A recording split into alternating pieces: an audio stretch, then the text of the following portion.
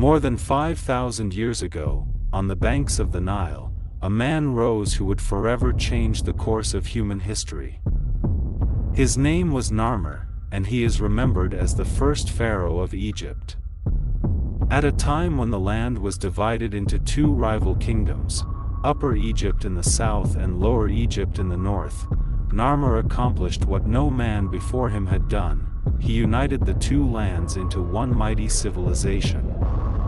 But how did he achieve this? And why did his people see him not just as a king, but almost as a god?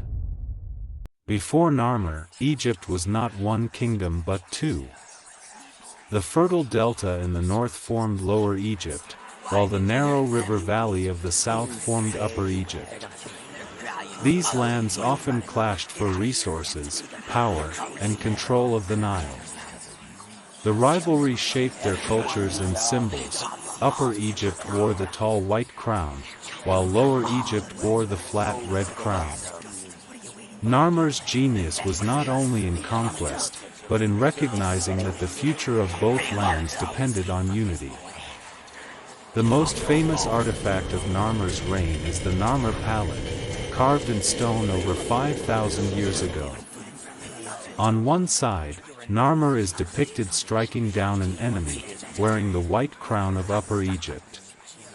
On the other, he wears the red crown of Lower Egypt. This symbolized his dominion over both lands. More than just artwork, it was political propaganda carved in stone, a declaration that Egypt was no longer two, but one. Narmer's unification was not achieved by force alone. Ancient records suggest he married a northern princess to seal the bond between the two kingdoms. This union symbolized more than a political treaty. It marked the beginning of the pharaohs as divine rulers, seen not only as kings but as chosen intermediaries between gods and men.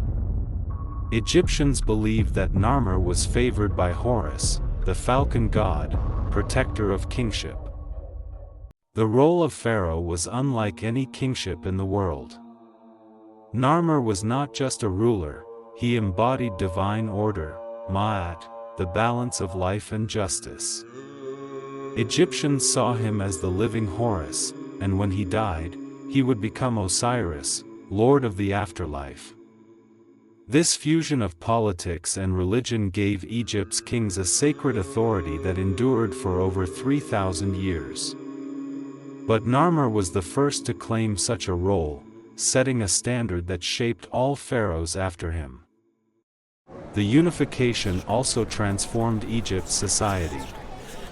With one ruler controlling the entire Nile Valley, resources could flow freely: grain from the fertile delta, stone from the quarries of the south, gold from Nubia. Cities began to grow, trade expanded, and the first signs of monumental architecture appeared. Narmer's Egypt was not just a political entity, it was the birth of a civilization that would astonish the world for millennia. Yet, Narmer's reign was not without war. Uniting Egypt meant crushing those who resisted. The Narmer Palette shows decapitated enemies and prisoners bound before him, proof that violence and bloodshed paved the way for unity.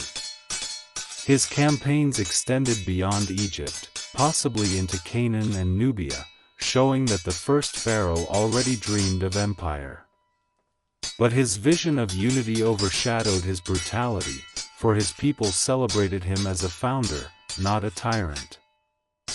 Narmer also laid the foundations of Egypt's capital.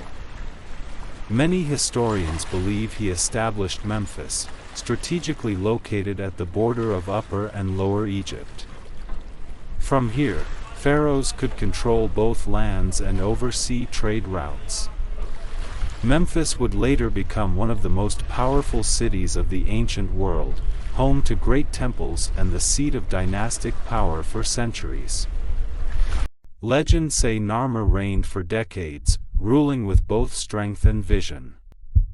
While the exact details of his death remain uncertain, his legacy endured. Every pharaoh who followed wore the double crown he first united. For Egyptians, Narmer was not just a king, he was the man who gave birth to the two lands as one. His story echoes in stone, in myth, and in the memory of a civilization that still captivates the world.